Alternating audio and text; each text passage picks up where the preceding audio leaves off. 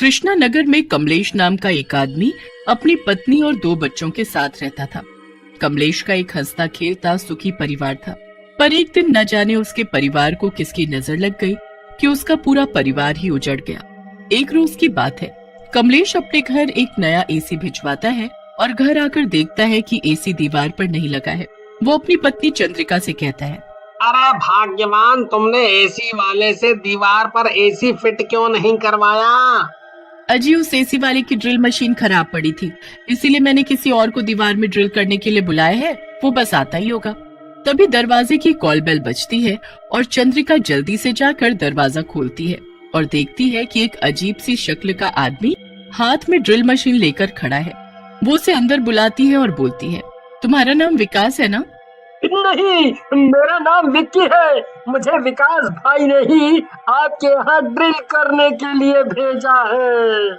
फिर चंद्रिका उसे बताती है कि किस दीवार पर एसी लगना है। विक्की चंद्रिका को घूरते हुए देखता है और अपने काम पर लग जाता है। चंद्रिका कमलेश से बोलती है, अजीब, मुझे तो ये ड्रिल करने वाला आदमी कुछ अजीब सा दिख रहा है। अजी मैं तो किचन में जा रही हूँ काम करने, आप ही देखो इस विक्की को। ऐसा बोलकर चंद्रिका खाना बनाने के लिए किचन में चली जाती है। कुछ देर बाद चंद्रिका को बाहर कमरे से कमलेश के चीखने की आवाज सुनाई देती है और वो भागते हुए कमरे में आती है। कमरे का नजारा देखकर चंद्रिका के पैरों तले जमीन खिसक जाती है। वो देखती है कि फर्श पर कमलेश की खून से लथपथ लाश पड़ी है और विक्की की ड्रिलिंग मशीन पर खून लगा हुआ है। अरे कमबख्त, ये तूने क्या किया? तूने इस मशीन से मेरे पति को मार डाला। अरे मैंने तो तुझे दीवार में ड्रिल करने को कहा था, पर तूने तो मेरे पति में ड्रिल मशीन से छेद कर डाले। रुक, मैं अभी पुलिस को फोन करती हूँ। तभी ड्रिल करने वाला विक्की जोर जोर से हंसने लगता है और देखते ही देखते वो एक भयानक रूप ले लेता है। चंद्रिका उस भयानक भूत को देखकर काफी डर जाती है। मुझे ड्रिल करना बहुत पसंद है, पर दीवार में नहीं, जीते जागते इंसानों के शरीर में। और अब तेरी बारी है। ऐसे बोलकर भूत चंद्रिका का गला पकड़ लेता है और उसके सीने पर अपनी ड्रिल मशीन चला देता है। चंद्रिका चीखती चिल्लाती है, मगर भूत पर उसके चिल्लाने का कोई असर नहीं होता। चंद्रिका की चीख सुनते ही उसके दोनों बेटे कमरे में आते हैं, पर भूत उन्हें भी पकड़कर अपनी ड्रिल मशीन से मार डालता है। उसके बाद भूत फिर से विक्की का रूप लेकर वहां से चल देता है। जैसे ही विक्की कमलेश के घर से कुछ ही दूरी पर पहुंचता है, उसकी टक्कर कमलेश के पड़ोस में रहने वाली गोमती काकी से हो जाती है। गोमती काकी विक्की से बोलती है, अरे भाई, तेरी आंखें हैं या बटन? मुझे इतना जोर से टक्कर मार दिया तूने। तभी काकी की नजर विक्की की ड्रिलिंग मशीन पर पड़ती है जिस पर खून लगा हुआ था। ड्रिल मशीन पर खून देखकर काकी विक्की से कुछ कह पाती उससे पहले ही विक्की काकी को अपनी बड़ी आंखें करके डरा देता है और वहां से निकल जाता है। हे भगवान, ये लड़का था या कोई शैतान जो अपनी डरावनी आंखें दिखाकर मुझे डराकर भाग निकला। कुछ ही देर में कमलेश के पूरे परिवार के मर्डर की खबर पूरे कृष्णा नगर में फैल जाती है। अब आए दिन कृष्णा नगर में ड्रिल मशीन से लोग मारे जाने लगे थे। पुलिस भी ड्रिल मशीन से खून करने वाले कातिल को ढूंढने में लग जाती है। एक रात विक्की अपनी ड्रिल मशीन लेकर एक घर में घुस जाता है। तभी उस घर की मालकिन सुरेखा विक्की से कहती है, अरे भाई, कौन हो तुम और ऐसे कैसे मेरे घर के अंदर घुसे आ रहे हो? मालकिन, मैं विक्की हूँ। आपके यहाँ से मेरे पास ड्रिल करने के लिए फोन आया था। मगर मैंने तो किसी को नहीं बुलाया। सुरेखा की बात से विक्की जोर जोर से हंसने लगता है और कुछ ही देर में एक डरावना भूत बन जाता है। मालकिन, मुझे कोई बुलाता नहीं है, पर मैं खुद ही सबकी फ्री सेवा करने के लिए पहुंच जाता हूँ, क्योंकि मुझे अपनी ड्रिल मशीन से बहुत प्यार है और उससे भी ज्यादा मुझे अपनी ड्रिल मशीन से लोगों के सीने में छेद करने में मजा आता है। अरे अरे, भूत कब से ड्रिल मशीन चलाने लगे? ओ भाई, मेरा मतलब है कि भूत जी, आपको जो चाहिए, सोना चांदी पैसा, आप वो सब ले लीजिए, पर मेरी जान बख्श दीजिए। अरे अभी कुछ दिनों पहले ही तो मेरी शादी हुई है, आप इतनी जल्दी मेरा ऊपर का टिकट ना काटिए। अरे अरे, भूत कब से ड्रिल मशीन चलाने लगे?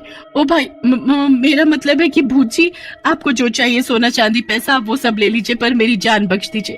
अरे अभी कुछ दिनों पहले ही तो मेरी शादी हुई है, आप इतनी जल्दी मेरा ऊपर का टिकट ना काटिए। पर भूत सुरेखा की कोई बात नहीं सुनता और अपनी ड्रिल मशीन से उसके सीने में छेद करके उसे मार डालता है। तभी सुरेखा का पति जयदीप वहां जाता है और भूत को सुरेखा को ड्रिल मशीन से मारते हुए देख लेता है। भूत जयदीप को पकड़ पाता कि इतने में जयदीप वहां से भाग निकलता है और भागते हुए पुलिस स्टेशन पहुंचकर पुलिस को सारी बात बता देता है। पुलिस श्रीनिवास को जयदीप की बातों पर विश्वास नहीं होता और वो बोलते हैं, भाई इतनी रात में पागल बनाने को हम पुलिस वाले ही मिले थे। मैं सच बोल रहा हूँ साहब, उस भूत ने मेरी पत्नी को ड्रिल मशीन से छलनी छलनी कर दिया है और अब वो मुझे मारने के लिए मेरे पीछे पड़ा हुआ है। सर, हमारे गांव में भी एक ऐसा ही भूत था जो रूप बदल कर लोगों को आधी रात को अपनी कुल्हाड़ी से मार कर उन्हें खा जाता था। सर जी, आप मानोगे नहीं, उस भूत को बड़ी ही मुश्किल से हमारे गांव के अघोरी बाबा ने अपने कब्जे में लिया था। हाँ, ठीक है, अगर ये आदमी जयदीप सच बोल रहा है तो हमें जल्द ही कुछ ना कुछ करना होगा, इससे पहले कि वो भूत किसी और को अपनी ड्रिल मशीन से मार डाले। फिर सभी पुलिस वाले मिलकर उस भूत को तलाश करने लग जाते हैं। अगले ही दिन विक्की गोमती काकी के घर जाता है। गोमती काकी विक्की को पहचान जाती है और मन ही मन सोचने लगती है, ये तो वही लड़का है जिसे उस दिन मैंने खून लगी ड्रिल मशीन के साथ देखा था। लगता है इसी लड़के ने उस दिन अपनी ड्रिल मशीन से कमलेश के पूरे परिवार को मार डाला और अब ये मुझे मारने आया है। काकी ऐसा सोच ही रही होती है कि विक्की काकी से बोलता है, ओ काकी, किस सोच में पड़ गई है? अरे मुझे तो काका का फोन आया था कि आपको अपने रसोई घर में कुछ काम कराना है। ये देखो, मैं अपने साथ ड्रिल मशीन भी लाया हूँ। रसोई घर का, कमरे का जो भी काम हो एकदम बढ़िया से कर दूंगा और दीवार में कोई नुकसान भी नहीं होगा। हाँ जी। ऐसा बोलकर विक्की जोर जोर से हंसने लगता है। काकी विक्की को रसोई घर में काम करने के लिए भेज देती है और चुपके से बाहर जाकर पुलिस को फोन करके अपने घर बुला लेती है। काकी का फोन सुनते ही पुलिस तुरंत ही काकी के घर पहुंच जाती है और विक्की को दीवार में ड्रिल करते हुए पकड़ लेती है। अरे साहब, आपने मुझे क्यों पकड़ा है? आखिर मैंने किया क्या है? तुझे ढूंढते ढूंढते हमारी हालत खराब हो गई है और तू बोलता है कि तुझे क्यों पकड़ा है? फिर पुलिस विक्की को पकड़कर जोर से उसे 2 डंडे मारती है। पुलिस की मार से विक्की को बहुत गुस्सा आता है और वो गुस्से में भूत का रूप ले लेता है और जोर से चिल्लाता हुआ बोलता है, ओ पुलिस वाले, तुझे पता भी है कि तू किसे मार रहा है? और तू बढ़िया काकी, तुझे तो मैं छोड़ूंगा नहीं। तेरे अंदर तो अपनी ड्रिल मशीन से इतने छेद करूंगा कि तेरी शक्ल तक पहचानना मुश्किल हो जाएगा। हाँ, अब कोई मेरे हाथ से नहीं बचेगा। मैं सबको अपनी ड्रिल मशीन से मार डालूंगा। भूत ऐसा बोल ही रहा होता है कि पुलिस केदार सिंह अपने साथ अघोरी बाबा को काकी के घर ले आते हैं। अघोरी बाबा भूत को देखते ही अपनी झोले से भभूत निकालकर भूत पर डाल देते हैं। भूत के शरीर पर भभूत पड़ते ही भूत के हाथ से उसकी ड्रिलिंग मशीन छूटकर नीचे गिर जाती है। मैं लोगों के घरों में अपनी ड्रिल मशीन से छेद करने का काम किया करता था, पर एक दिन जब किसी के घर में अपनी ड्रिल मशीन से दीवार में छेद करते वक्त मुझसे वो दीवार टूट गई तो उन लोगों ने मुझे बहुत मारा। लोगों की पिटाई से मेरी हालत इतनी ज्यादा खराब हो गई कि मैंने घर जाकर अपना दम तोड़ दिया। मेरी मौत के बाद से मैं एक भूत बन गया। ये तो तुम्हारे साथ बहुत ही बुरा हुआ, पर जो तुम अब सबके साथ कर रहे हो वो उससे भी कहीं ज्यादा बुरा है। ऐसा बोलकर बाबा भूत को अपनी बोतल में कैद कर अपने झोले में रख लेते हैं। फिर बाबा सभी से बोलते हैं, पुलिस साहब, पर इसे छोड़ा भी नहीं जा सकता क्योंकि अब ये विक्की नहीं, एक भूत है और भूत कभी किसी के सगे नहीं होते, इसीलिए मैं इसे अपने साथ ले जा रहा हूँ।